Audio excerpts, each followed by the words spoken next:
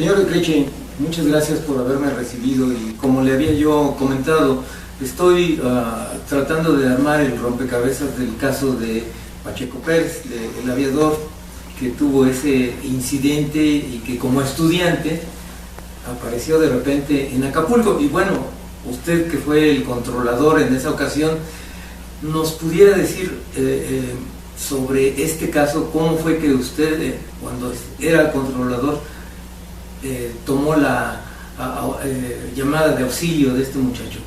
Bueno, claro, sí, con mucho gusto le voy a narrar lo que realmente viví en ese momento. No fue una llamada de auxilio, déjenme hacer esa aclaración. Yo estaba trabajando en mi turno normal de trabajo en la torre de control de Acapulco. Eran aproximadamente las 11 de la mañana. Normalmente somos 2 personas en el turno ahí en la torre de control.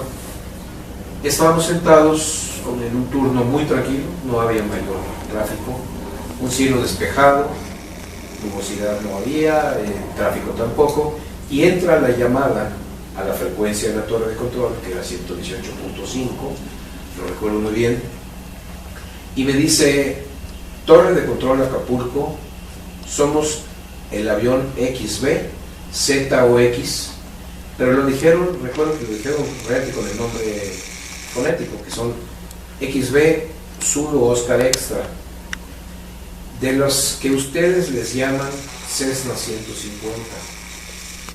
Ahí me llamó la atención, ustedes les llaman, pues si él como piloto también está involucrado en esto, como para decir ustedes le llaman, y me llama la atención de qué manera me habla, de qué manera me dice esto. Digo, sí, adelante, deme su posición. Para hacer la aclaración, Carlos, en esa época todavía en Acapulco no había radar. Hacíamos lo que se llama el control manual.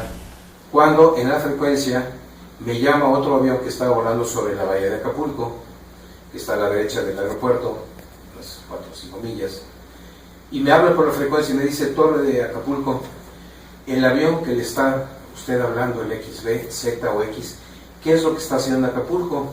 Yo soy el director de la Escuela México, en México, y ese avión es nuestro, y queremos saber qué está pasando. Yo, señor, pues si usted no lo sabe, yo menos.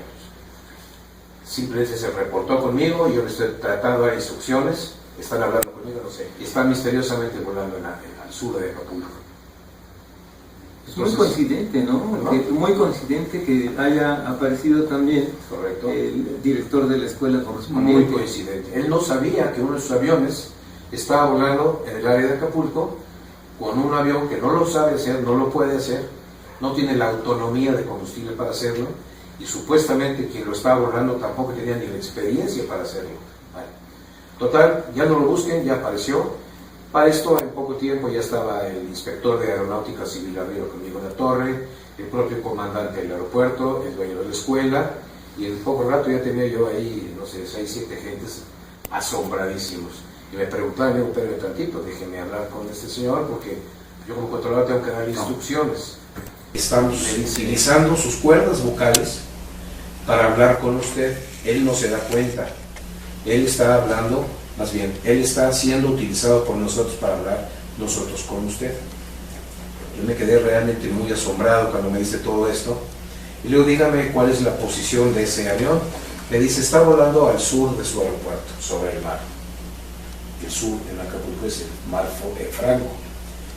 Y me dice, y me empieza a decir una serie de cosas. Y le digo: ¿cuál es la posición de ustedes? Me dice: estamos volando estáticos, o más bien, estamos estáticos sobre su aeropuerto, a una altura de 85,000 pies más o menos, me dijo. Me llama la atención porque 85,000 pies no es una altitud que normalmente vuelan los aviones, ni comerciales, ni mucho menos aviones privados. Para ese tipo el Cessna, ¿era demasiado? Sí, por supuesto. Digo, el Cessna tiene un techo, lo que le llamamos un techo de vuelo, de no más de unos 15,000 pies. Pero supuestamente los que estaban a esa altitud eran estas personas, o quienes estaban hablando conmigo, en forma estática. Yo me acerco a la ventana del autor, me paro de mi silla, me acerco a la ventana y lo que hacen los controladores siempre es buscar con la cara y con la vista aquel que nos está hablando cuando ya está en la cercanía del aeropuerto. Y yo volteo para arriba y me dice, no nos busque porque no nos puede ver. Esto me llama mucho la atención porque el que estaba hablando conmigo me estaba viendo, vio mis movimientos donde yo me acerco al vidrio, y esto realmente me asombra, porque pues alguien no me puede ver si yo soy la torre de control, pues es un lugar muy alto, y vio lo que yo hice. Yo me siento nuevamente y me quedo asombrado, digo, ah, caray. Y entonces me empieza a hablar la voz de quien me estaba hablando, era una voz metálica completamente. Vamos a suponer como cuando está hablando un robot, algo así. En español normal, pero un tipo de voz pausada, tipo metálica.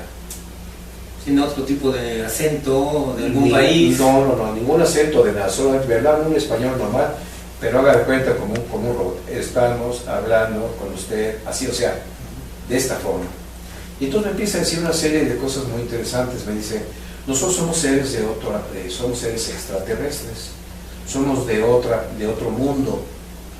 Y entonces yo le pregunto, ¿de qué mundo? Me dice, puede ser cualquier mundo, porque nosotros nos movemos en todo el universo. Ah, caray, yo me quedé. Como yo en ese tiempo estaba muy interesado en ese tipo de cosas, me asombra, no me asusta, pero sí me asombra, porque me doy cuenta que estoy teniendo una experiencia, ¿sí? Y me dice, somos seres de otro mundo. Y yo le digo, y bueno, ¿cómo es que ustedes pueden hablarme en español? Dice, lo que pasa es que entre muchas cosas que nosotros podemos hacer, es que nosotros podemos hablar el idioma de este mundo, o de cualquier mundo. Y entonces, como mi idioma natal siempre fue el alemán, y pensando que el alemán no es un idioma común, entonces dije, pues voy a ver si de veras pueden hablar cualquier idioma, ¿no? Y le hablo en alemán. O sea, le vuelvo a preguntar cosas en alemán y me las contesta en un perfecto inglés. No en alemán, sino en inglés. Pero esto yo me quiero imaginar que lo hizo con la fe de decir, pues entiendo tu alemán, pero además hablo inglés. ¿Ok? Eso fue lo que me dio a entender, más bien lo que yo quise entender así. Y bueno, y el español, por supuesto. Y también me quedo muy asombrado nuevamente. Con la misma sonoridad metálico. Igual. No podemos hacer comunicación con cualquier persona. Con usted sí podemos hacerlo. No entendí por qué, o sea, qué tenía yo de diferente como para que este mensaje se lo diera a otra persona. Bueno, me siguen diciendo que ellos tenían el poder del mimetismo, que podían modificar su estructura molecular y atómica para ser vistos o para no ser vistos, que podían hacer muchísimas cosas. Este mensaje duró aproximadamente, ¿qué le puedo decir? Unos 40 minutos. Y cuando estaba dándole ese mensaje que usted estaba hablando, ya tenía las personas que mencionó y estaban escuchando la conversación, sí. Pero el extraterrestre o el supuesto extraterrestre le continuaba hablando en inglés. No. Cuando me contestó en lo que yo le pregunté en alemán y me contestó en inglés, después todo fue en español nuevamente. Todo fue en español. Y entonces me decían que ellos iban a intervenir para salvar a la humanidad cuando se llegara el momento, o sea, así se ponían como de tipo salvadores, ¿no? De una situación difícil. Me están diciendo todo este tipo de cosas, sobre todo lo de que puede ser visto si no, lo de los idiomas en el mundo, lo de que pueden salvar al mundo en caso de una conflagración. Están diciendo un mensaje, digamos, hacia la humanidad, ¿sí? Cuando pues, me doy cuenta que ya había pasado, pues, como repito, unos 30, 40 minutos, y me dice, vamos a suspender la comunicación porque queremos que esta persona aterrice en su aeropuerto sano y salvo, no quiero hacerle ningún daño. Entonces yo le dije, bueno, ¿y cuándo vamos a volver a hablar? ¿O en qué tiempo vamos a volver? No sabemos cuándo, muy pronto o tal vez nunca, porque el tiempo no es factor para nosotros. Nosotros no tomamos en cuenta el tiempo, para nosotros no existe el tiempo. Muy pronto o tal vez nunca. ¿Y cómo usted se va a enterar de nuestra presencia nuevamente algún día? Yo realmente me quedé muy asombrado. Y entonces se corta la comunicación y se restablece casi de inmediato ya con la voz del piloto, cuando él supuestamente ya no está hipnotizado. Debe instrucciones para aterrizar, le digo, pues déme usted su posición, yo no sé, no lo estoy viendo, no sé dónde está. No había radar. Me dice, no veo más que agua, para donde yo volteé, no veo más que agua. ¿Qué hago? Híjole, pues yo no sabía qué hacer porque no me podía dar ninguna referencia. Después de un minuto o dos me dice, creo que veo la línea de la costa. Y pues acérquese a la línea de la costa, pues para que podamos tener una referencia, porque sobre el agua no voy a poder determinar nada. Empieza a hablar y me dice, ya estoy casi entrando sobre el terreno fijo. Ahora deme instrucciones, a ver, ¿qué ve? Me dice, pues parece que veo la ciudad una como bahía del lado izquierdo de mí. Le digo, pues entonces está usted muy cerca del aeropuerto. El aeropuerto está entre lo que es la bahía de Acapulco, Acapulco en sí, está el aeropuerto y atrás del aeropuerto hay una laguna. Ya vi la laguna. Y pues ahí me decía, y pues no veo, sí veo, hasta que me dice, ya vi su pista. Y pues entonces le bloqueo el aeropuerto, nadie sale, nadie entra, para darle prácticamente un aterrizaje de emergencia a usted. Muchas gracias. Durante esos 40 minutos la gente no se movió, de medicina, el administrador del aeropuerto, y escucharon la totalidad de la conversación. Totalmente fue escuchada por ellos. El piloto finalmente aterriza bien, y por supuesto que en el momento que aterriza, todas estas personas bajaron y acudieron al avión y determinaron, sacaron fotos, levantaron actas que este muchacho Pacheco Pérez no estaba borracho, no estaba drogado, estaba físicamente bien, más que muy nervioso, pero no estaba con el influjo de ninguna droga, de ninguna índole, solo muy nervioso. Le toman ahí, me imagino que algún examen médico de inmediato para ver que estuviera bien y demás. Todavía me alcanza a decir, Torre, por favor, haga constancia de lo que pasó porque no me van a creer. Y le digo, no se preocupe, me involucró usted en la frecuencia durante 40 minutos. Esto consta automáticamente porque yo estoy involucrado con usted. Usted habló conmigo y yo con usted. Hay autoridades aquí presentes y están escuchando y se está grabando. Y además le tocó firmar el documento, claro, a usted. Claro. Para eso déjeme hacerle una mención, Carlos. Al principio, cuando me llama a la frecuencia de la torre, me pide un cambio de frecuencia, que no fuera en la frecuencia de la torre en sí, que porque no quería molestar el tráfico. Le digo, quédese en esa frecuencia, no hay problema, no hay tráfico en este momento. Deme un cambio de frecuencia. Quiero un cambio, dice, quiero una frecuencia donde no haya aviones y que no esté grabado. Entonces yo le doy otra frecuencia que yo podía escuchar, que yo la podía manejar, y casualmente era la frecuencia de los gusanos para pasajeros, esos camioncitos que se pegan al avión, sacan a la gente, manejan esa frecuencia. Entonces, oficialmente toda esta conversación no se grabó en una frecuencia aeronáutica. Ellos pidieron que no fuera así, desconozco el motivo. Pero esta petición fue justo cuando usted empezó a hablar con el supuesto ser extraterrestre, o al final. Poquito después. Entonces, cuando ellos me pidieron un cambio de frecuencia. Pero el supuesto extraterrestre fue el que le pidió el cambio de frecuencia. Claro, él me pide el cambio de frecuencia, sí, por supuesto. Y bueno, entonces cuando lo revisan las autoridades y demás, viene otro suceso muy importante que realmente se asombra.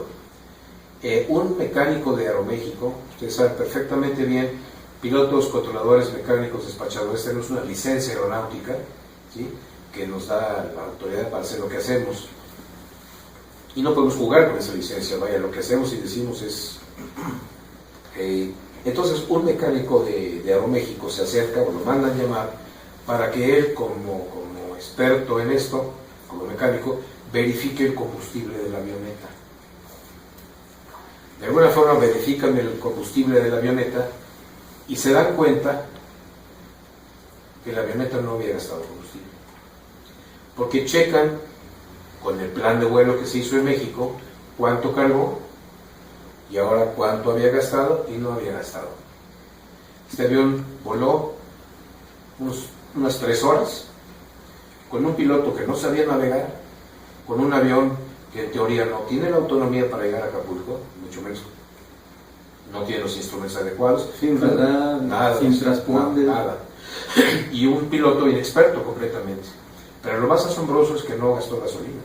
Estaban pasando cosas muy raras. Yo siempre creí que esto pudiera ser algo, que alguien estuviera, o que alguien nos estuviera visitando.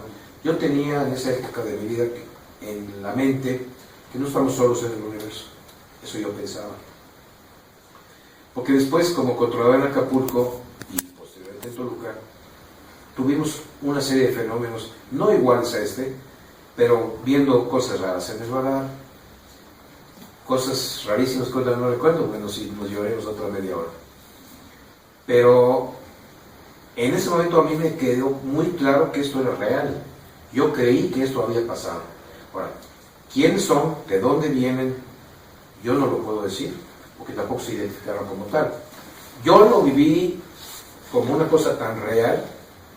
Yo involucré mi licencia, yo no estaba jugando con este caso, y para mí lo que ocurrió fue 100% verídico. No puedo decirle, Carlos, quiénes son, de dónde vienen, que luego las bromas, ¿no? Hablaste con marcianos. No, es que yo no sé si hablé con marcianos o quién. Simplemente hubo un suceso fuera de lo normal, paranormal completamente. Por el asunto de la gasolina, por el asunto de los idiomas, por el asunto que me vieron y por cosas que el propio piloto narra. Inexperto, el avión no tenía la facultad de volar así, etc. Entonces pasó algo muy raro. Luego me pasaron una serie de cosas años después como controlador y sigo considerando que existen cosas raras en el cosmos, en el universo. Es mi punto muy particular de pensar que pasan cosas y siguen pasando cosas, porque mis colegas que aún trabajan siguen viviendo cosas, siguen pasando cosas. Tengo mucho contacto con los pilotos, son muy amigos míos, muchos de ellos, y han visto cosas impresionantes, tienen fotografías de cosas raras. Entonces mi punto muy particular de vista es que en el universo pasan cosas. No le puedo decir qué, pero yo viví una de ellas y no fue algo normal. ¿Le gustaría volverla a vivir? No me gustaría vivirla porque no creo que sea ya necesario. La información que ahora tengo, desde mi punto de vista, teocráticamente hablando, le da otro énfasis muy diferente a todo esto. Hace un momento mencionaba que, bueno, la grabación no fue posible hacerla por el cambio de frecuencia que le pidió este ser. Correcto. Pero, ¿qué me diría si por ahí sé que alguien tiene esta grabación? Me encantaría escucharla. Reviviríamos esa parte. Me encantaría escucharla porque, de hecho, algunos de mis amistades pilotos, creo que a través de mi hija, que también anda en todo esto, es piloto, me mandaron un fragmento de la cinta. Se escucha muy mal, pero sí me dio un poquito de escalofrío porque yo alcancé a escuchar algo que yo sé que así fue, porque fui yo, pero con un pésimo sonido y demás. Entonces, la verdad, sí me gustaría escucharla porque sí sería interesante revivir todo esto, porque fue una experiencia insólita, la verdad.